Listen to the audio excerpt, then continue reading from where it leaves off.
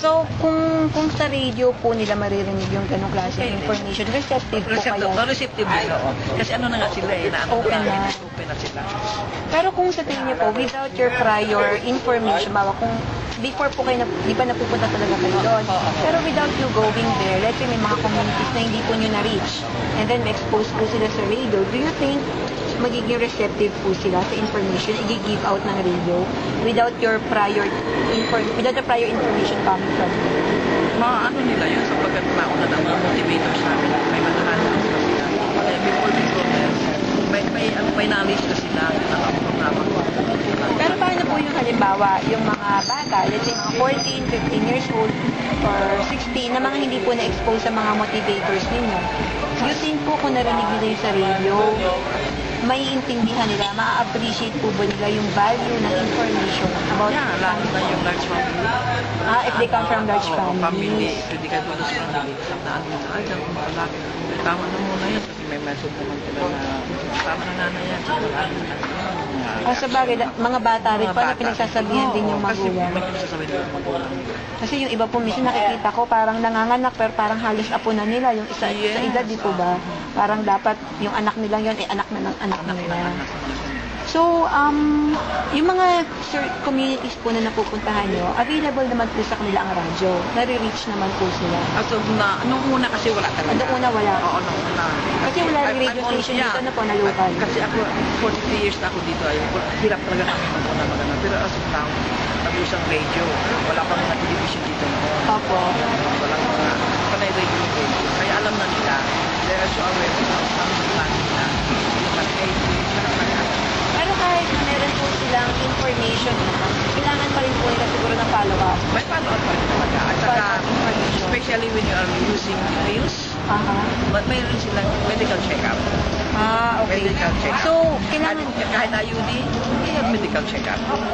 Kasi yung IUD, that's internal medicine. Pero hindi po ba na-experience yung minsan na parang nakakalimutan po nila? So, kailangan talagang paalalahanan. Nagpaalala na kami. Kasi once, na within one night, nakalimutan nila. Sabi sure, magiging friendly ka. Pagdating sa kanya, pills ha? Ayaw. Pero pagdating sa kondo, pero kung yung po sa binanggit ko pong radio program, halimbawa po magkakaroon po tayo, tapos, and then, halimbawa kayo po, since marami po kayong experience, you will be the resource person, halimbawa po. And then, ano po kaya ang magandang format nito? Puro parang lecture na straight, or would you want na may interaction po from the listeners? Halimbawa, phone in, post na ng questions, mag-detect. Kasi as of now, hindi naman sila masyado na nag-ask ng questions eh. Kasi they are really used to it. So, they just listen. Yeah. Ngayon, ang program namin dito ay yung mga users namin ng mga pills, yung everyday, nagkukuha na sila dyan. Sila na in-bring na sa kanila. So, sila na yung kumukuha. Sila nagkukuha. Kasi ano namin ay, we give for 3 months, then after 3 months, They come back. But you have to join the active na FT. Para katunayan na ginamit nila. Sila naman ngayon talaga, they are really using na ngayon. Hindi po ba nagkakaroon ng conflict of interest? Meron, pero depressed naman dito. Hindi man natin ma-avoid na hindi tayo magkaroon ng medical investigation. Kasi ang sa chat gusto na lang pero hindi naman, kumbaga hindi siya realistic. Hindi siya realistic. So kung halimbawa gagamitin po natin yung radio to encourage yung wider use ng contraceptives, effective naman. Effective, very effective.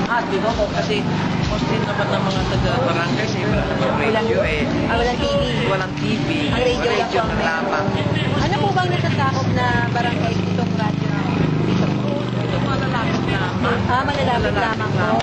So sa ngayon, ang masaserve lang high-tech na ngayon kaya may mga television ng mga barangay Kahit wala silang kakainin basta sila makabili na ng television kasi mas gusto nila yung nakikita ng sa radio. Okay. So radio and TV. Radio and TV at saka yung mga pamphlets. And pamphlets, reading materials pa rin talaga. Bakit kasi po reading materials, pwede lang itabi, and then babalikan later on as reference. Sige po, yun lang po. Maraming salamat.